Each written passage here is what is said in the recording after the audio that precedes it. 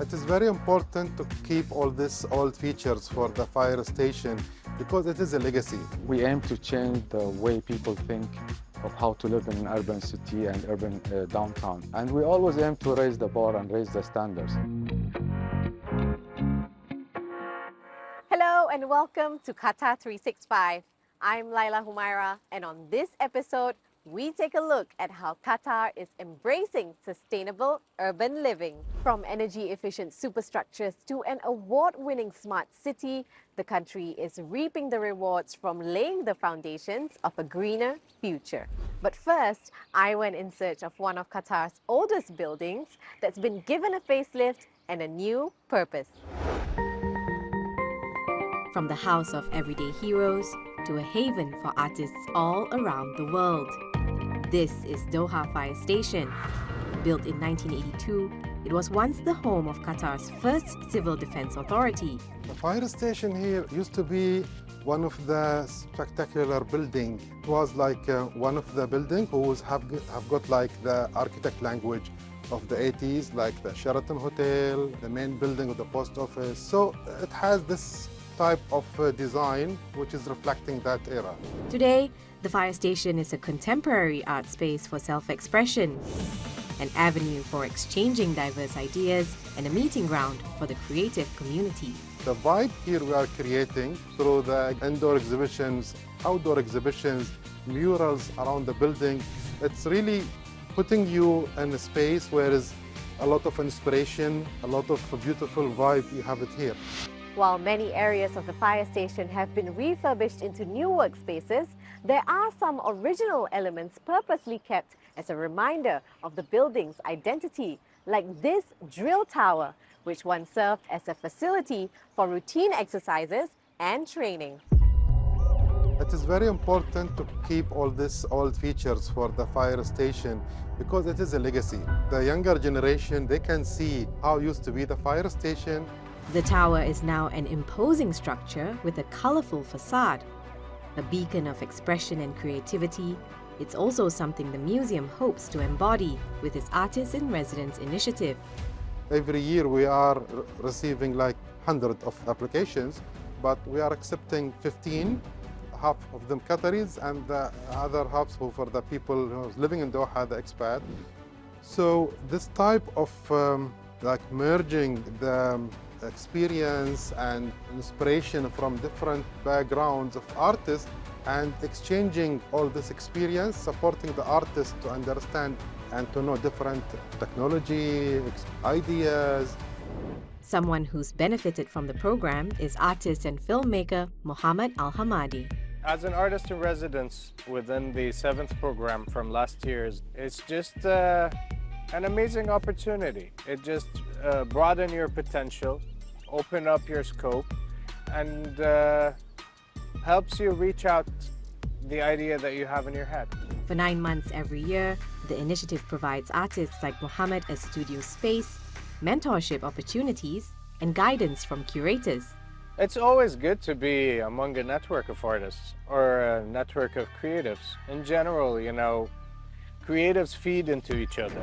For the Doha Fire Station, its legacy is quite literally cemented in its walls, a celebration of an honorable purpose in its past life, reborn to nurture the next generation of talented individuals, all heroes in their own right. To reuse a building, this is a very important. This building have got a lot of effort in that time, supporting, you know, and defense on the community, saving the people. And now have got another sort of role to inspire and to create art. It's hard to talk about architectural marvels in Qatar without talking about Mушайреб.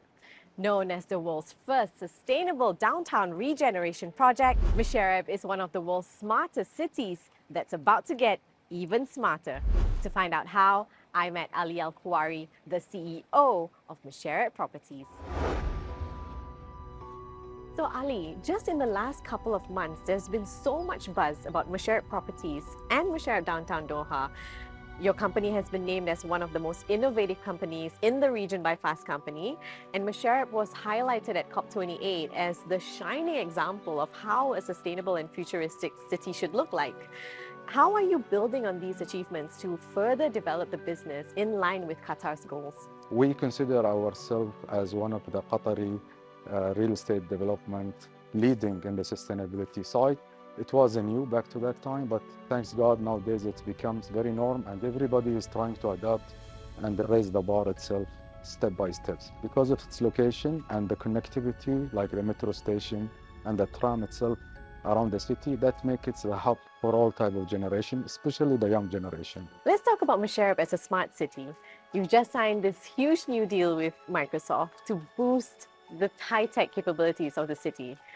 Can you tell us more about this partnership and how it will once again transform Mушайреб? We would like to enhance the experience in the cities for individual, for guests who's coming to the city just to experience what's going on in the city itself. Plus the retailer owner, we would like to have different experience. Plus the commercial and also the resident who lives in the city. Technology is being updated instead of day by day, now minutes by minutes actually. And we need to cope with what's going on in the worldwide. If you look at our mission, we aim to change the way people think of how to live in an urban city and urban downtown. And we always aim to raise the bar and raise the standards. Just a short tram ride away is the Baraha, the heart of Mушайреб, where its most outstanding features are on full display. And I'm here to meet Fatima Fauzi, who heads Masdar Properties' sustainability team, for a look at what makes urban living particularly special here. So every bit of Mушайреб downtown Doha was built with intention and purpose, down to the very details and motives. But what are some of your favorite parts of Mушайrеб? Tough question. You're right. Every detail in Mушайrеб was imbued with significant and thorough thoughts of doing it. Now, starting from, let's say, the top, you could see this rectangular roof where you can open it in summer and close it in winter, really giving a beautiful perspective to the Baraha throughout the season of the year. Cascading from down there, you could look at the really fixed shades of the building, which also add to the overall system of cooling the Baraha. Another favorite feature in Al Baraha is the geometry pattern that you could see everywhere.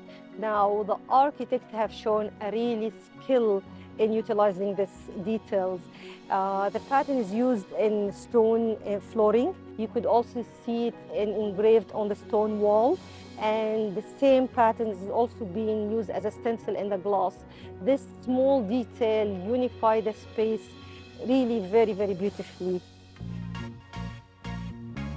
This is an unconventional convention center. Designed by Japanese architect Arata Isozaki, the iconic Qatar National Convention Center's facade features two intertwined cedar trees, which span 250 meters. The native Qatari tree represents growth and survival, even in the harshest of environments.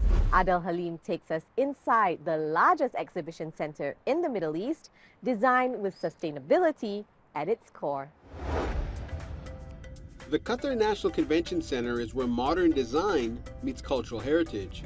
The architectural marvel is symbolic of the country's ability to incorporate contemporary aesthetics without losing touch with its roots.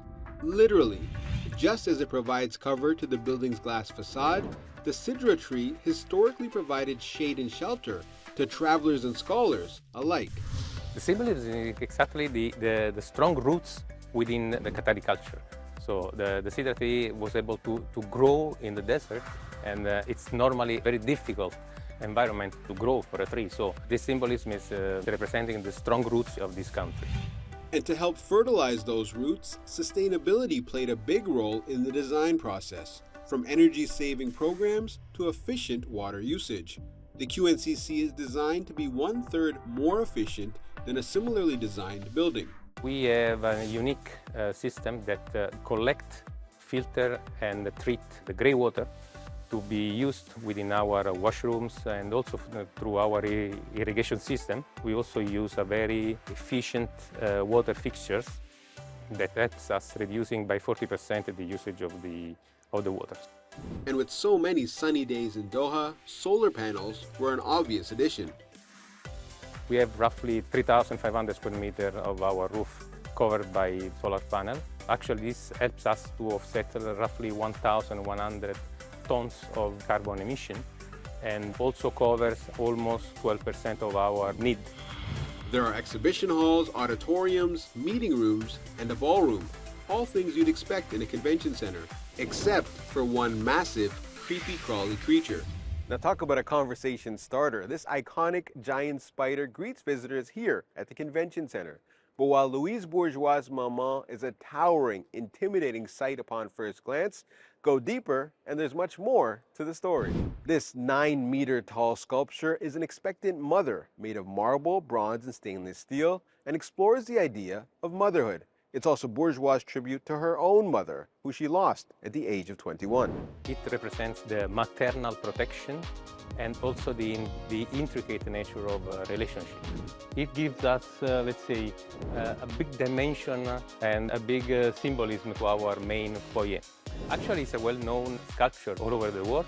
And soon after playing host to the world's media for the 2022 FIFA World Cup, the QNCC hosted 114 events in 2023. All the things that we do, it's, let's say, not only for the QNCC sustainability scope, but also to align our ideas to the country strategy for the long term. Whether it's energy-efficient megastructures like the QNCC or breathing new life into older buildings like the Doha Fire Station, Qatar is committed to beautifying a landscape that's pleasing to the eye and respectful to the environment. We hope you've enjoyed this episode, but that's all the time we have for now. For more, check out Euronews.com and connect with us through our hashtag. Thanks for watching, and we'll see you next time on Qatar 365.